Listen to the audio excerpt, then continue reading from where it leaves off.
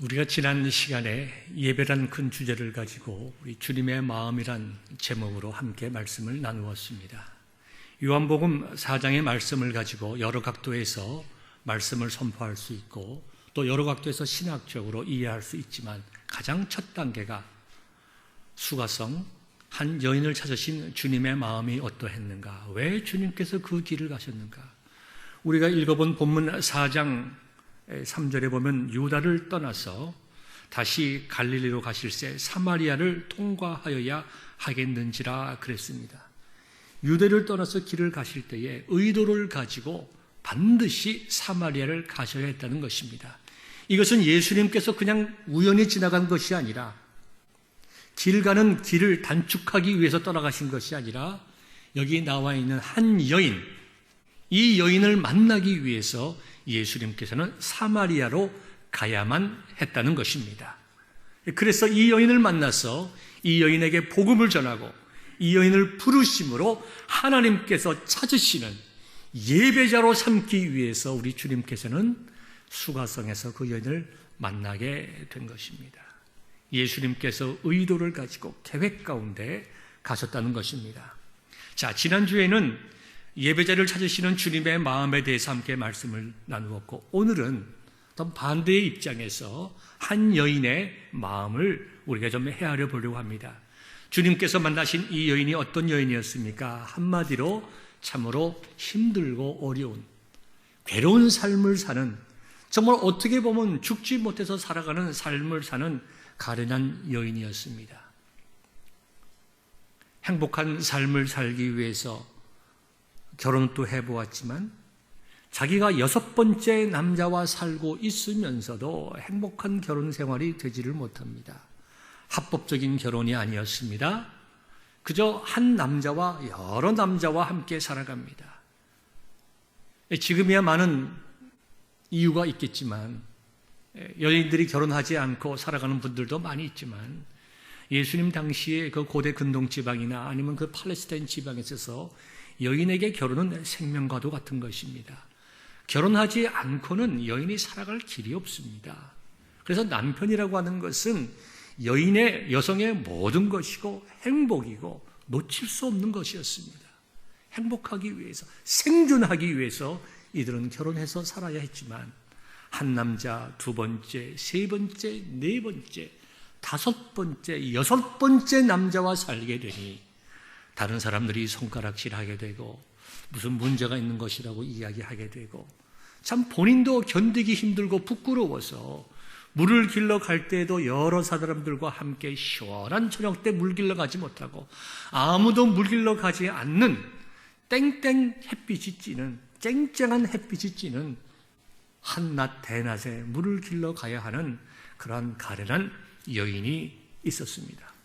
이 여인은 그날도 물을 길러 가면서 참 자기의 답답하고 안타까운 인생을 뒤돌아보면서 내가 행복한 삶을 살기 원했는데 내가 왜 이와 같은 삶을 살고 있는가 후회하며 괴로워하며 안타까워하며, 그러나 자기 자신으로도 어떻게 할 수 없는 좌절과 절망 속에서 땀을 뻘뻘 흘리면서 무거운 물 양동이를 어깨에 메고 우물가로 갔습니다. 그는 거기서 전혀 예상하지 못한 한 사람을 만나게 됩니다. 그는 유대인이었습니다.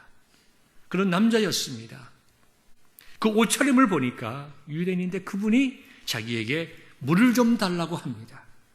이 여인의 입장에서 보면은 왜 이 사람이 나에게 물을 달라고 하는가? 유대인들은 우리 같은 사마리아 사람들을 사람으로 생각하지도 않고 지옥의 불쏘시개라고 생각하면서 경멸하고 더럽게 여기는 그런 사람들인데, 그 더욱이 나는 여자이고 저분은 남자인데 왜 나에게 물을 달라고 하는가? 참으로 신기하고 이상한 마음으로 예수님께 당신이 왜 물을 달라고 합니까? 라고 물어봅니다. 그때에 우리 주님께서 말씀하시면서 이렇게 얘기를 합니다. 네가 만일 하나님의 선물과 또 네게 물 좀 달라 하는 이가 누구인 줄 알았더라면 내가 그에게 구하였을 것이요 그가 생수를 내게 주었으리라. 이와 같이 말씀하십니다. 저는 이 장면에서 참 감사한 놀라운 은혜를 발견하게 됩니다. 예수님께서 이 여인에게 접촉하는 거죠. 카운슬링 해 나가고 있습니다. 이 여인을 만나서 대화하고 있습니다. 대화의 상대도 아니고 대화할 특별한 이유도 없습니다. 상대방도 예수님에 대해서 거부감을 가지고 있습니다. 그럼에도 불구하고 우리 주님께서는 그 여인과 대화하시는 모습을 보게 됩니다. 그것도 쨍쨍 해가 쬐는 대낮에. 자, 여러분 우리가 생각해 보십시오. 여기에 복음이 있습니다. 세상의 종교를 보면은 인격적인 종교가 아닙니다. 세상의 우상들을 보면은 그들이 사람이 우상을 만들어 놓고 얼마나 내가 열심히 그 우상에게 섬기고 비는가, 자기가 열심히 섬기고 비는 것만큼 자신이 복을 받는다고 생각을 합니다. 제가 국민학교 다닐 때에 아버님께서 이제 개척교회를 하셨습니다, 한국에서. 근데 그 개척교회 하는 그 동네에 굉장히 큰 느티나무가 있어서 굉장히 큰 나무가 있었습니다. 그런데 도시계획이 바뀌면서 이제 길을 넓히기 위해서 그 나무를 잘라야 했는데 아무도 그 나무를 자르는 사람이 없어요. 무서워서. 몇십 년, 정말 100년이 넘었을지 모르는 동안 사람들이 이 동네를 지키는 수호신이라고 생각했던 나무였습니다. 그 1년에 한 번씩 짐승을 잡아가지고 그 앞에서 굿을 하면서 제사를 하는, 사람들도 지나갈 때 그냥 가지 아니하고 절을 하고 기도하고 이 돌을 던지면서 갔습니다. 이 돌을 던진다고 하는 것은 나무에게 돈을 낼 수가 없으니까 자기가 신뢰하고 섬기라는 의지로, 마음으로서 돌을 이렇게 던지는 것입니다. 그걸 구태 우리의 예배에 비유한다고 하면 헌금하는 것과 같은 것이죠. 그와 같은 마음으로 자기의 마음을 드리고 그 큰 나무에다가 예배를 하고 하는 그런 나무가 있었습니다. 큰일 났어요. 아무도 그 나무를 자르려고 하지 않습니다. 그때 저희 아버님하고 교회 장로님과 집사님들이 가서 우리가 나무를 자르겠단 말이죠. 교인들이 다 같이 가서 예배드리고 찬송 부르고 그 나무를 자른 적이 있습니다. 아무런 일도 일어나지 않았어요. 도리어 그 나무를 자른 것 때문에 많은 사람들이 예수님을 믿고 교회를 나온 적이 있습니다. 세상의 종교라고 하는 것은 인격적인 관계가 아닙니다. 내가 그분께 섬기는 신에게 말을 하고 그분이 우리에게 말씀하시고 하는 인격적인 관계가 아니에요. 그런데 여기 보십시오. 하나님께서 인간의 모습으로 이 땅에 오셔서 그 당시에 유대 사람들이 가장 천하게 여기고 싫어하는, 더럽게 여기는 그 가나안 땅 사람에게 가는데요. 누구에게 갑니까? 거기도 잘 사는 사람들이 있었을 것이고 거기에도 배운 사람들이 있었을 것이고 거기에도 높은 지위가 있는 사람도 있었겠지만 그런 사람을 찾아가지 아니하시고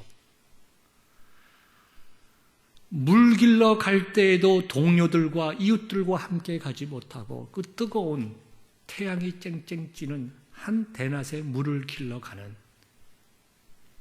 여기에 이름도 나와 있지 않아서 우리가 부를 때 우물가의 여인이라고 얘기하는 이 여인, 아마도 많은 사람들이 생각하기를 아마도 몸을 파는 여성이었을 것이다.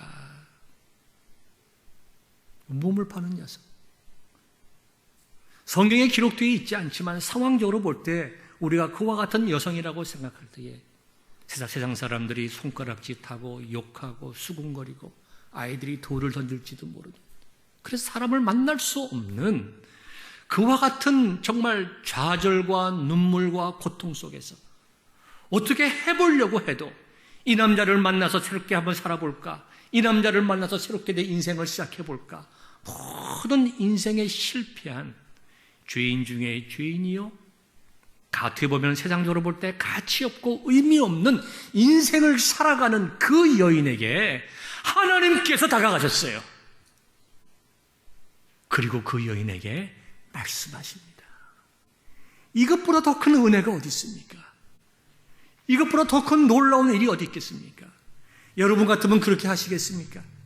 여러분 같으면 세상에서 소외받고 손가락질받고 그런 사람들에게 찾아가서 시간을 내서 의도적으로 찾아가서 만나고 대화하고, 얼마나 많은 사람들이 그렇게 하기를 원합니까? 누구도 세상 사람들 원치 않습니다. 잘생긴 사람, 멋진 사람, 부자인 사람, 권력자, 배운 사람, 무언가 내가 가서 얻을 수 있는 사람, 나와 함께 좋은 시간을 보낼 수 있는 사람들을 찾아가지. 세상에 있는 사람들은 일반적으로 이와 같은 어려운 사람들을 찾아가지 않지만은 우리 하나님께서는, 이 땅에 인간으로 오신 하나님이신 예수님께서는 이 여인에게 찾아가서 가장 천대받는 지역에 가장 천대받는 자에게 찾아가셔서 말씀하시고 대화하시고 위로하시고 그분을 향하여 은총을 베풀어 주시는 것입니다. 이것이 복음 아니에요? 이것이 우리가 정말 기뻐하며 감사해야 될 예배의 이유가 아닙니까? 그런데요, 계속해서 예수님과 이제 카운슬링이 이어집니다. 대화가 이어집니다. 예수님께서 그 여인에게 이제 물을 좀 달라고 하면서, 내가 만일 물 좀 달라 하는 이가 누구인지 알았다면 내가 그에게 구하였을 것이요 그가 생수를 내게 주었으리라. 이렇게 얘기할 때에 이 여인이 처음에는 그 말씀의 의미를 깊이 모릅니다. 영적인 의미를 모르고 그저 선생님, 우리에게는 좋은 우물이 있습니다. 야곱으로부터 이렇게 내려왔다고 믿어지는 그런 우물이 있어서 물도 풍부하고 물맛도 좋고 아무런 특별한 물이 우리가 필요가 없습니다. 당신이 주는 물이라고 하는 것이 그렇게 정말 좋은 물입니까? 이와 같은 의미로서 이야기를 시작을 했습니다. 그때에 예수님께서 13장과 14절에 이렇게 말씀하십니다.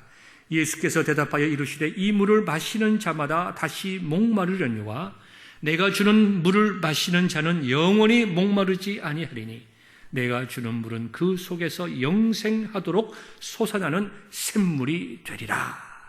이제 예수님께서 더 한 단계 깊은 상담을 하십니다. 예수님께서 그 여인에게 말씀하실 때에 원어의 문법적인 구조를 보면 이 물을 마시는 자마다, 즉 야곱의 우물의 물을 마시는 자들은 다시 목마를 것이다. 이 문법적으로 보면은 한두 번 마시는 것이 아니라 아무리 마셔도 지속적으로 계속 마신다 하더라도 계속적으로 목마를 것이다. 여러분, 우리 생각해 보십시오. 아침에 물 한 잔을 마셨습니다.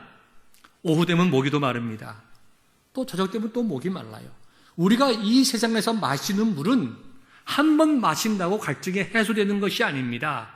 지속적으로 물을 마셔야 되지만 우리가 살아있는 동안 우리의 갈증은 계속되는 거예요. 예수님께서 이 말씀을 하실 때에 어떤 의미를 말씀하셨습니까? 이중적인 의미가 있는 거예요.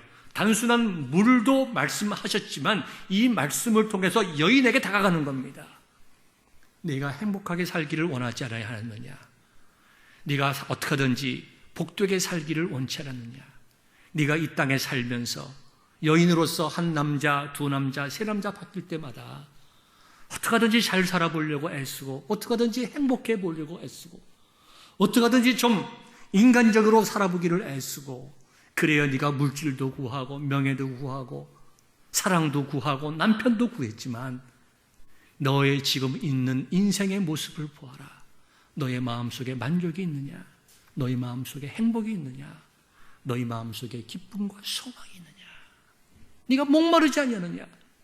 네 인생이 얼마나 가련하냐? 우리 인간의 삶은, 너의 삶이라고 하는 것은, 네가 추구하는 것, 그 모든 것들은 결코 너에게 참 만족과 기쁨과 행복을 줄 수 없을 뿐 아니라 이 세상을 살아가는 동안 아무리 추구하여도 그것이 너에게 참 만족과 기쁨을 주는 그런 영원한 것이 아니다라는 것을 가수의 의미로 말씀하고 있는 것입니다. 그러면서 이어서 말씀하신 대로 내가 주는 물은, 이렇게 말씀하시면서 내가 주는 물을 마시는 자는 영원히 목마르지 아니하리니 했어요. 이때 문법적인 구조를 보면 내가 주는 물은 한 번 일어적인 거예요. 내가 너에게 주는 이 생명의 물을 마시면은 너는 더 이상 이 땅의 것으로 괴로워하지 아니하고 내가 너에게 주는 이 생수를 마시면 네가 지금까지 구하지 못한, 얻지 못한, 이 세상에서 얻지 못할 참 생명과 영원한 생명과 진리를 얻게 될 것이다 라는 말씀으로 이렇게 하는 것이에요. 그래서 예수님께서 내가 주는 물을 마시는 자는 영원히 목마르지 아니하리니 내가 주는 물은 그 속에서 영생하도록 솟아나는 샘물이 되리라 그랬어요. 그때 이 여자가 아주 재미있는 말씀을 합니다. 여자가 이르되 주여 그런 물을 내게 주사 목마르지도 않고 또 여기 물 길로 오지도 않게 하옵소서. 이 여인의 마음속에 이제는 변화가 일어나기 시작합니다. 여러분 보십시오. 예수님께서 이 여인을 우연히 만난 것 아닙니다. 예수님께서 분명한 목적을 가지고 사마리아 땅으로 가셨어요. 사마리아 땅에 가셔서 이 여인을 의도적으로 만났어요. 지난 시간에 말씀드린 것처럼 예수님께서 이 사마리아 수가에서 한 여인을 만남으로 2000년 뒤에 이 노스캐롤라이나 페이필에 사는 우리들에게 주시고자 하는 메시지를 주시기 위해서 예수님께서 의도적으로 계획적으로 그 여인을 그때에 만났다는 것입니다. 그리고 그 여인의 마음속에 은혜를 베풀기 시작해요. 이 여인이 뭐로 대답하느냐면요, 나도 그런 생수를 좀 주십시오. 내가 그래서 물길로 오지 않게 하옵소서라고 하는 것을 우리가 육체적인 가람으로만 해석하면 안 됩니다. 그래서 겉으로 보면은 그렇게 좋은 물이 있고 내가 한 번도 이제 다시 그 물을 마시면은 내가 이제 목마르지 않게 만들 수 있는 물을 주셔서 내가 물길로 오지 않게 하옵소서라고 얘기하는 것은 이 단순한 이 육체의 가람을 이야기하는 것이 아닙니다. 여러분, 이 세상에 그런 물이 있습니까? 없습니까? 물 한 컵 마시면 영원히 목마르지 않는 물이 있습니까? 없습니까? 없어요. 없습니다. 이 여인이 그것을 모르겠어요?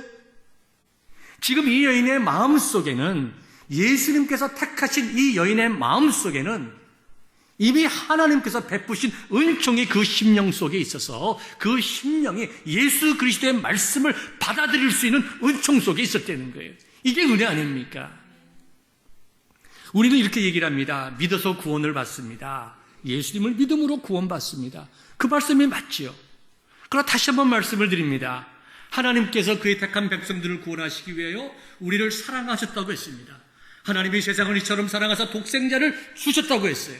하나님께서 우리를 사랑하셨다고 했고 그 하나님께서 사랑하신 그 사랑이 예수님을 우리에게 주신 것으로 나타났어요.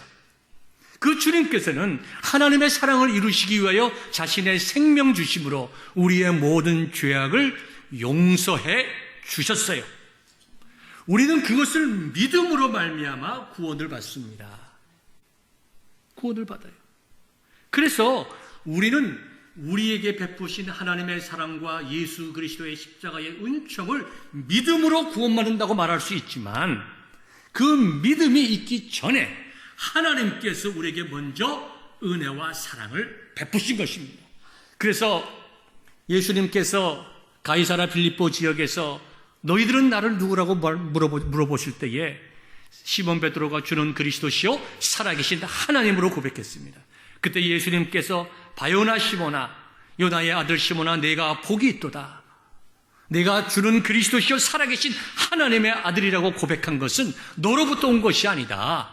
하늘에 계시는 내 아버지가 너에게 은혜를 베푸시고 그 믿음을 갖게 하셨기 때문에 내가 그렇게 고백한 것이다 이겁니다. 다시 본문으로 돌아가겠습니다. 그렇기 때문에 여자가 이런 말씀을 한 것은 이것이 육체적인 것뿐만 아니라 주님, 내가 괴로운 인생을 살고 있습니다. 내가 고통스럽습니다. 정말 내가 날마다 이곳에 물을 뜨러 와야 하지만 내가 물을 마셔도 매일매일 똑같은 일을 반복해야 되듯이 내 인생이 이렇게 고달프고 의미 없고 문제가 해결되지를 않습니다. 내가 이런 새로운 삶을 살기를 원합니다. 내가 이제는 이 시간에 물길로 오지 않고 우리 동네의 이웃 여성들과 함께 내가 이곳에 오기를 원합니다. 내가 새로운 삶을 살기를 원합니다.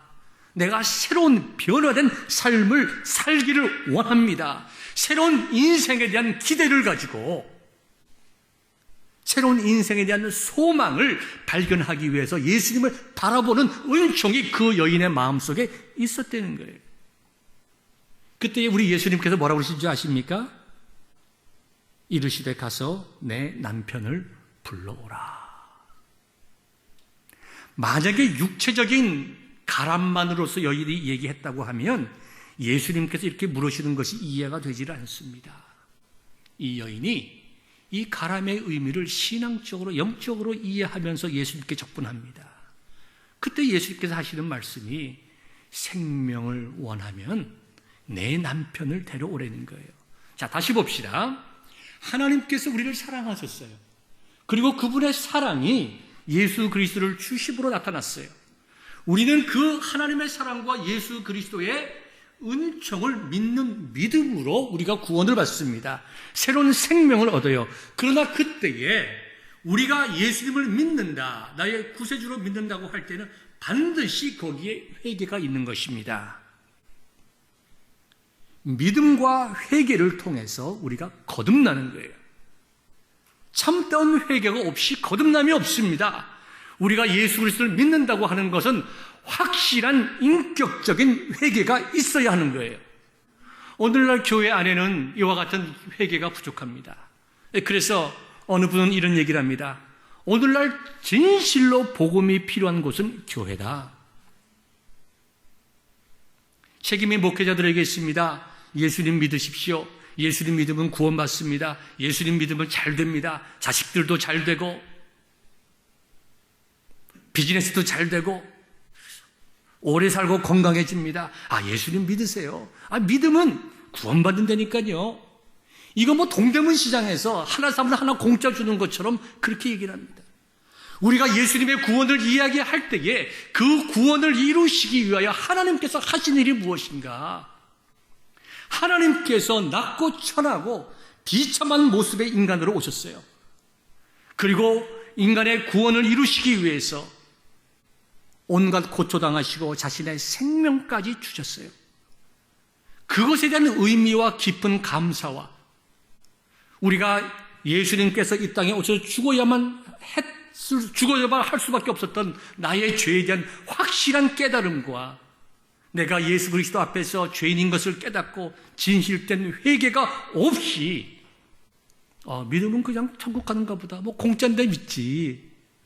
그냥 뭐 하나님 나라 간데 참 좋다. 한 번도 하나님 아버지 앞에서 진실한 회개를 경험하지 못하고도 내가 하나님 믿으니까 천국 가겠지 하고 교회에 앉아있는 분들이 참 많이 있다는 겁니다. 오늘날 이 시대에 1차적으로 목회자들의 책임이죠. 아마도 하나님 나라에 가보면 올 줄 알았던 우리 주위에 있는 많은 분들이 아마 없을 거예요.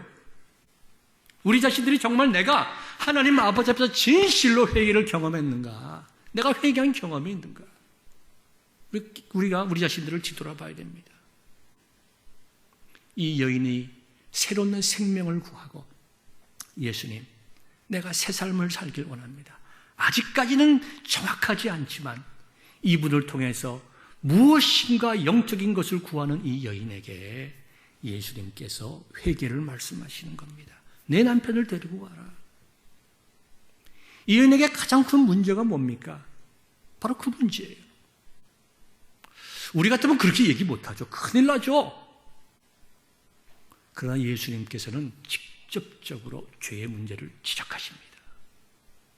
오늘날은 교회에서 죄의 문제를 잘 얘기 안 하려고 합니다. 가뜩이나 세상에서 힘들고 지치고 낭망해서 어떻게 교회 다 왔는데 좀 좋은 소리, 좀 복받는다는 소리, 정말 교회 와가지고 좀 잘 된다는 소리를 듣고 가도 힘들 지경인데, 교회 왔는데 회개하라고 그러고 죄인이라고 그러고, 뭐 그런 교회는 뭐 하러 가나? 다른 교회 가면은 좋은 소리 하시는데. 여러분 그렇게 생각할 수가 있습니다. 그러나 우리 주님은 그렇게 하지 않으셨어요. 한 영혼을 구원하기 위해서 그 여인의 죄의 문제를 직접적이고 분명하게 말씀하셨어요. 내 남편을 데리고 와라. 여자가 대답합니다. 이르되 나는 남편이 없나이다. 예수께서 이르시되 내가 남편이 없다 하는 말이 옳도다. 이거 얼마나 기가 막힌 말입니까? 이게 그냥 나오는 말이 아닙니다. 하나님의 은총이 없으면 나오는 말이 아니라는 거예요. 다시 말씀드리지만 예수님께서 이 여인을 구원하시고 하나님께 예배드리는 예배자로 만들기 위해서 찾아가신 것 아닙니까? 여러분들에게 어떤 분이 와가지고 제가 여러분들에게 김 선생님, 당신 다른 사람들의 돈 10만 불 띄어먹었죠. 회개하세요. 여러분 뭐라고 생각하시겠어요? 목사님, 내가 잘못했습니다. 회개하겠습니다. 이 그럴 분이 있어서 손 한번 들어보세요. 아무도 없잖아요. 무슨 말씀 하십니까? 무슨 말씀 하세요? 당신이 봤어요? 충분히 대들 수 있는 상황입니다. 충분히 거절할 수 있는 상황인데 여인이 이야기를 합니다. 진실한 마음으로 얘기를 해요. 여자가 대답하여 이르되 나는 남편이 없나이다. 그러니까 예수님께서 어떻게 보면 사람의 마음을 후비잖아요. 그냥 좀 넘어가 주지. 네 말이 옳다. 내가 남편이 없다 하는 말이 옳도다. 내게는 남편이 5이 있었고 지금 있는 자도 내 남편이 아니니 내 말이 뭐라고 그랬어요? 참되도다. 어떻게 인간적으로 보면 예수님께서 좀 너무하신다. 어떻게 이렇게 망신을 줄 수가 있는가? 어떻게 이렇게 아픈 것을 이렇게 정말 괴롭히게 후빌 수가 있는가? 여러분, 회개라는 것은 그런 건 아닙니다. 있는 그대로 내놔야 돼요. 있는 그대로. 여러분들이 하나님 아버지 앞에서 예수님 믿는다 하더라도 여러분들의 죄를 있는 그대로 내놔야 돼요. 빛이 있는 곳에 어둠이 존재하지 못하듯이 예수 그리스도의 말씀 앞에서 우리가 완전히 우리의 더러운 것을 다 내어놓고 깨끗이 씻겨야 우리가 새 사람 되는 겁니다. 여러분들은 회개의 은총이 있기를 바랍니다. 회개의 은혜가 있어야 돼요. 이 여인은 예수님께서 택하신 하나님의 딸이었기에 이와 같이 예수님을 만나게 되고 이와 같이 정말 예수님을 통하여 자기의 있는 모습을 다 드러내고 회개의 자리에 들어가게 되는 것입니다. 저는 이것을 보면서 참 우리가 가지고 있는 우리의 그 신앙이 얼마나 감사한가 하는 것을 생각합니다. 만약에 우리가 믿음으로 말미암아 우리가 구원을 얻는다라고 할 때에 그것을 잘 이해해서 나에게 믿음을 주신 분도 하나님이시고 하나님의 은총이 있었기에 내가 예수님 믿은 것이기에 더 정확하게 말하면 내가 은혜로 말미암아 하나님께서 나를 사랑하시고 베푸신 은혜로 말미암아 구원을 받는다는 것이 얼마나 감사한지. 정말 세상에 있는 다른 종교와 같이 내가 정말 깨닫고 내가 믿어서 구원받았다고 하면 아마 우리는 하루에도 몇 번씩 구원받았다가 놓쳤다가 할 거예요. 우리 인간이 가지고 있는 믿음이라고 하는 것, 확신이라고 하는 것이 얼마나 자주 변하는지. 여러분 그렇지 않으세요? 여러분의 자녀도 사랑스러웠다가 원수처럼 보였다가 여러분의 남편과 아내들도 사랑스러웠다가 미웠다가 이게 인간의 마음인데 어떻게 눈에 보이지도 않는 하나님에 대해서 변치 않는 믿음을 가질 수가 있겠어요? 우리가 구원받은 것 온전히 하나님의 은혜인 줄 알고 믿으시고 감사하시기를 바랍니다. 이렇게 말씀하잖아요. 이 여인에게 하나님의 은총이 임하니까 이 여인이 자기의 모든 것을 있는 대로 고백하면서 구원의 자리로 나아가지 않습니까?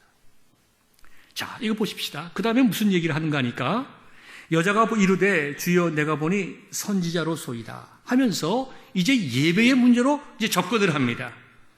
이 여인의 마음에서 입장에서 보면 자기의 지나간 모든 것을 이분이 아십니다.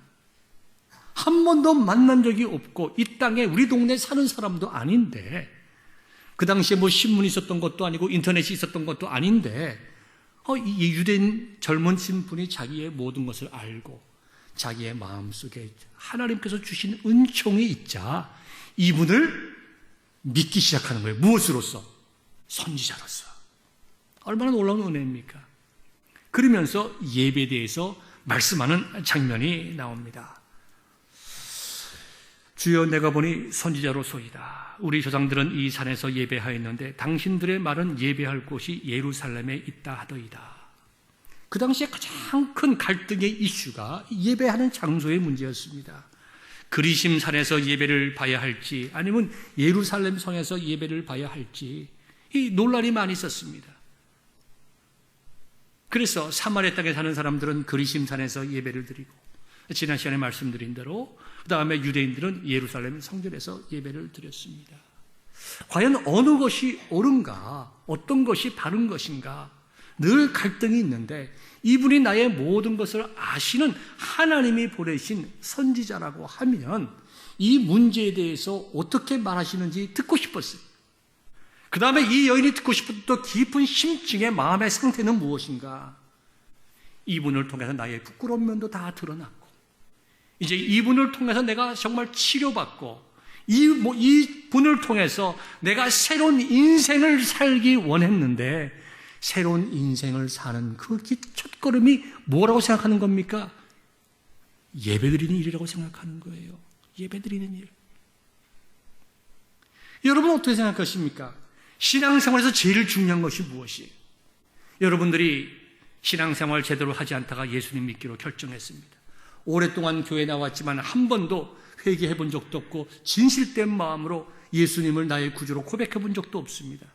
그런데 어느 날 하나님께서 나에게 놀라운 은혜를 베풀어 주셔서 예수님께서 살아계신 하나님의 아들이시며 나를 위해서 십자가에 피 흘려 돌아가시고 내 모든 죄를 사해 주시고 나에게 생명 주신 예수님인 것이 믿어지기 시작했어요. 여러분 그 다음에 무슨 생각하겠어요? 야, 이제 내가 정말 새로운 생명을 얻었구나. 나가서 이제 부자 되겠구나. 내가 돈 한번 열심히 벌어봐야 되겠다. 이 생각 들겠어요? 아닙니다. 여러분들이 예수님을 진실로 발견하게 되면 첫 단계가 뭐예요? 그분께 나아가서 예배드리고 싶은 갈망이 생깁니다. 이 여인의 마음이 그겁니다. 이 여인이 이제 내가 진정으로 예배드리는 새로운 삶을 살고 내 새로운 삶의 출발을 예배에 두고 하나님 바로 섬기기 원하는 거예요. 회개한 사람들은 누구든지 새로운 삶을 살기를 원합니다. 특별히 성도들 가운데 자기가 어떤 죄의 문제를 있었다가 고민하고 괴로워하다가 회개했을 때 첫 번째 드는 생각이 무엇입니까? 내가 이제 바르게 살아야 되겠다. 내가 하나님 아버지 앞에서 진실되게 살아야 되겠다. 신앙생활을 바르게 해야 되겠다. 그러기 위해서 내가 하나님께 예배드리는 바른 신앙생활 하기를 원하는 것입니다. 이 여인의 마음속에 벌써 하나님의 은총이 있었기에 예배의 문제로 넘어가는 거예요. 그때에 우리 주님께서 말씀하시잖아요. 우리도 다음 시간도 계속 하겠지만 여자여 내 말을 믿으라. 이 산에서도 말고 예루살렘에서도 말라. 너희가 아버지께 예배할 때가 이르리라 라고 말씀하십니다. 그러면서 하나님께서는 자기에게 이렇게 예배하는 자들을 찾으시려니라. 그리고 뭡니까? 여자가 메시아 곧 그리스도라 하는 이가 오실 줄을 내가 아노니 그가 오시면 모든 것을 우리에게 알려주시리이다. 예수께서 이르시되 네가 말하는 내가 그라. 예수님께서 그 여인에게 네가 말하는 그리스도가 자신임을 선포하십니다. 선포하시면서 지금이 내가 나를 영접하고 새로운 인생을 살면서 진정한 예배를 드릴 때라는 것을 예수님께서 선포하고 계시는 거예요. 그리고 그 일을 위해서 내가 지금 너에게 찾아왔다고 말씀하시는 거예요.